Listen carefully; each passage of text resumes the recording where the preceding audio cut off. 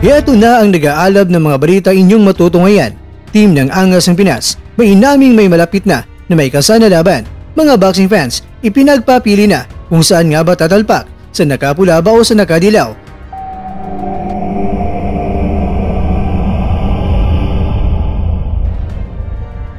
Naoya Inoue, nagulat ang lahat ng mga boxing fans dahil hindi naitago ni Inoue ang kanyang labis-labis na kalungkutan.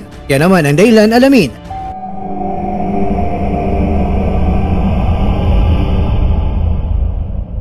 Ito po ang mga nilalaman ng ating kwentuhan, kaya tara, kwentuhan na!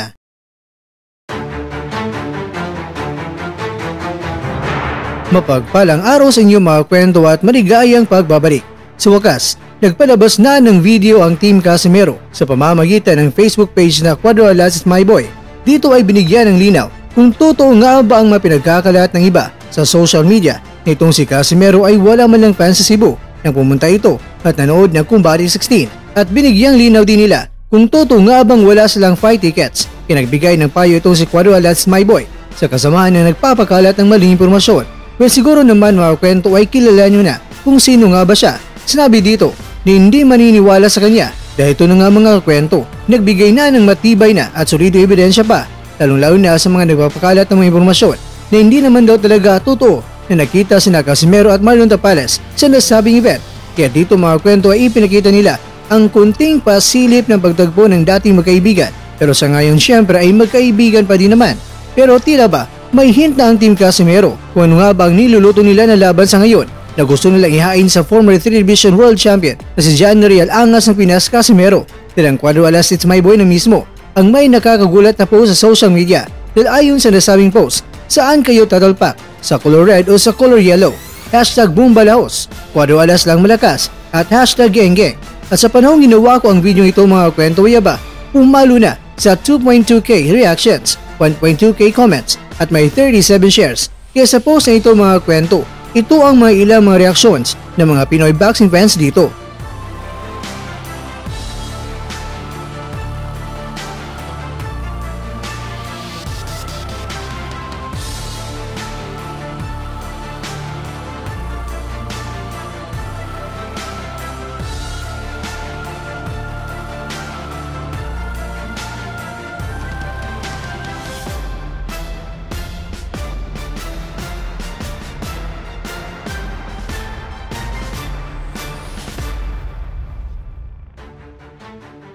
Samantala, noong ikatatlo ng buwan ng Pebrero, si Naoya Inoue ay nagsagawa ng talk event para sa mga premium na miyembro ng video distribution service na Limino. Noong nakarang buwan ng Disyembre, nakamit ni Inoue ang pagiging undisputed world champion sa dalawang mga dibisyon at siya ay naging pangalawang boksingero sa kasaysayan na nakagawa nito.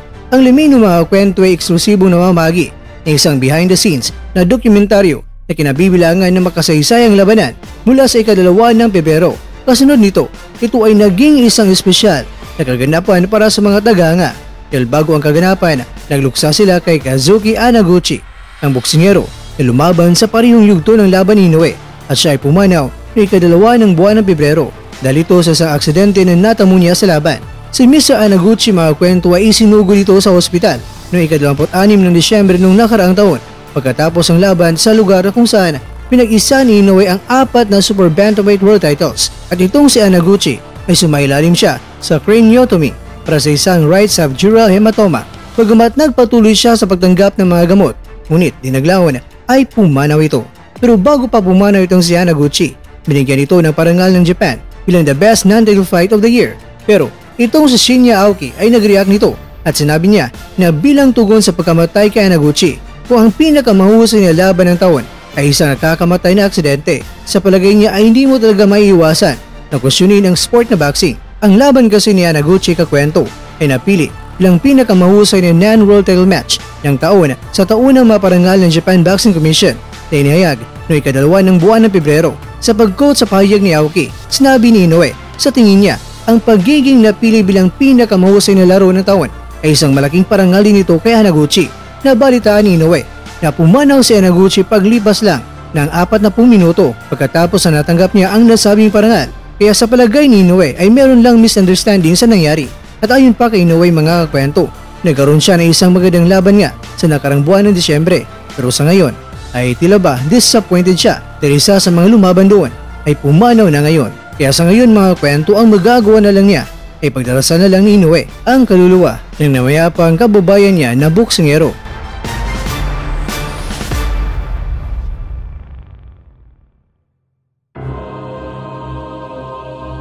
Mga kakwento, Team Casimero, sila na mismo ngayon ang nagbigay ng sabihin na lang natin ng mga clues. Pero ikaw kakwento, kung talagang may kasa ito, sige nga palupitan ng prediksyon kung sino para sa inyo ang hari sa Pinas sa Super Bantamweight Division. At sa bakbakan nila, ikaw kakwento, aabot pa kayo ito sa desisyon?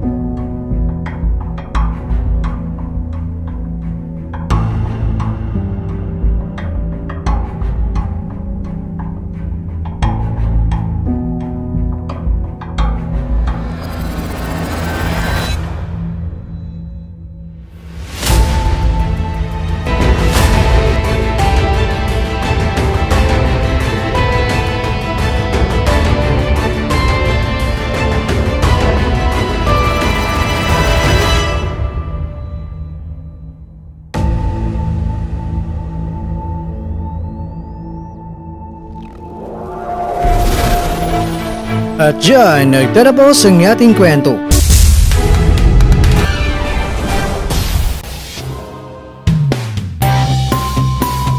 Maraming salamat mga kakwento sa inyong panonood. Pero baka naman mga kwento ay nagustuhan niyo po ang kwento natin ngayon.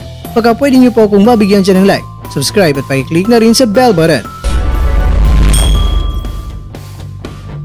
Pero bago tayo matapos mga kwento ay syempre, shoutout po muna tayo dyan sa ating mga kakwento. Ikakwentong Platinum Special, ikakwentong Jeremy Gahoy, ikakwentong Lolita Nalasa, ikakwentong Michael Lastima, at ikakwentong nanunod ngayong shoutout sa iyo dyan. Bueno, hanggang dito na po muna ang ating kwentuhan at abangan nyo lang po ang ating susunod na video. At dito lang po yan sa isang channel na kung saan maaaring ito'y mga kwentong di pa na kwento sa inyo.